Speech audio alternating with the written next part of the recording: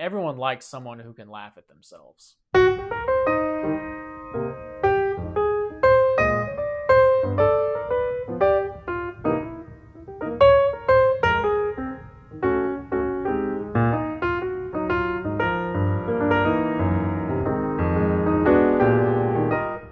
Good afternoon, everyone. Welcome to Read the Right Thing Book Reviews. I'm Eric. Thanks so much for watching. This is the channel where I review and recommend books that I've read to help you find the right thing to read.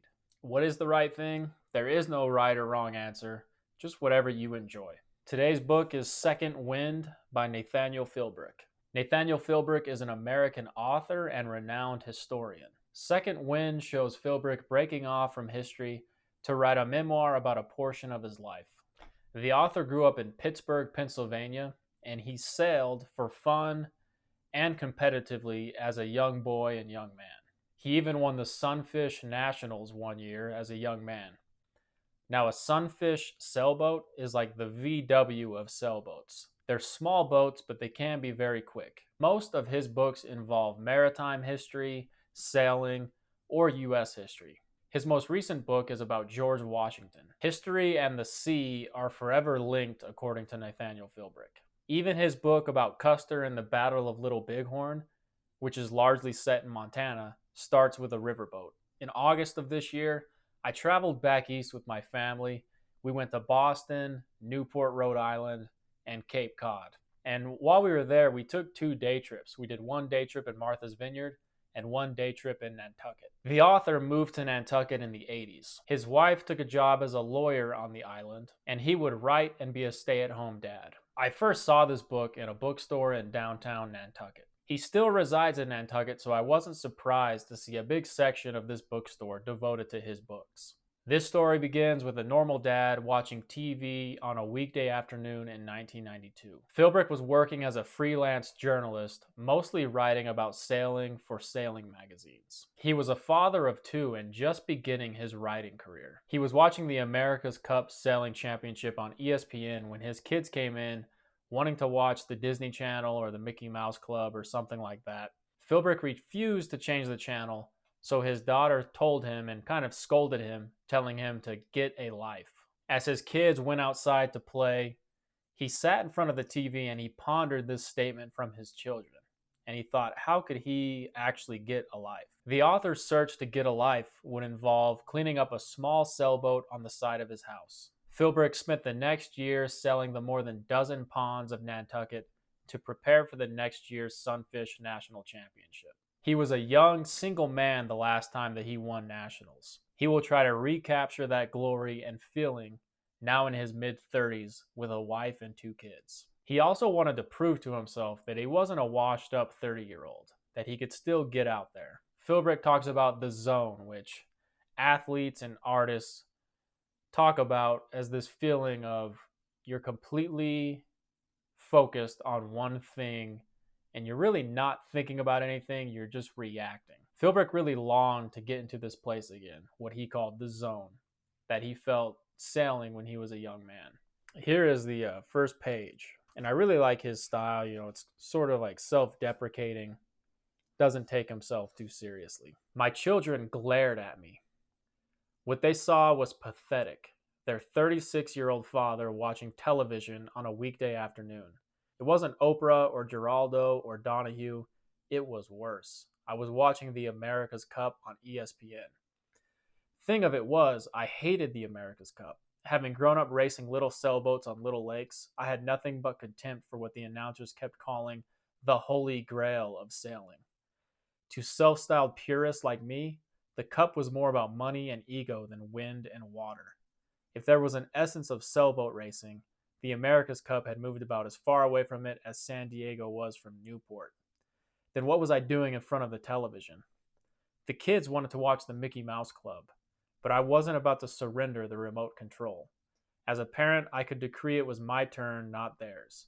The race might not even be close, but I was going to see the finish. It was a contest of wills, and I was going to win. Dad, said 9-year-old Jenny, get a life. Yeah, added 6-year-old Ethan as the 2 of them turned and headed out the door. So there. I tried to concentrate on the television screen, but something nibbled at me. made me shift restlessly on the couch as the two giant yachts glided across the nearly windless Pacific Ocean. Maybe it was time for some fresh air. Philbrick wrote Second Wind before he found success as an author and historian. 1992 wasn't just the year he started sailing again, but it was also the year he found his voice as a writer. Second Wind was first published in 1999 by a small publishing company in Nantucket. The publishing company since went bankrupt, and the author bought back the book, and Penguin Publishers did a second publishing just a few years ago. Second Wind is a story about rediscovering a lost part of yourself. In this case, sailing. 1992 through 1993 would end up being a pivotal year for Philbrick. He began writing his first major book about Nantucket. He regained his love for sailing, and he also discovered that change can be a good thing and bring new things, like family and children. Sailors and people who are interested in sailing will love this book. This book is also a reminder that a journey, no matter how big or small, can bring important insight into your life. Now, I'm not really big into sailing, but I would love to make it a hobby of mine.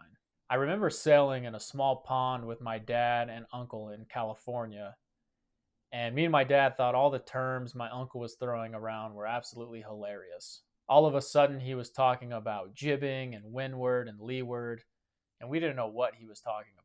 My uncle even made a joke about scaring some old people in a distant boat, and he started kind of going towards them, and he said, let's see if we can make them use their depends. That was really a good memory. I think I was only in junior high at the time, but it was the first time I'd ever been on a sailboat, and even though it was a small one, it was still very relaxing and very fun. My uncle since divorced my aunt, and no one's really heard from him.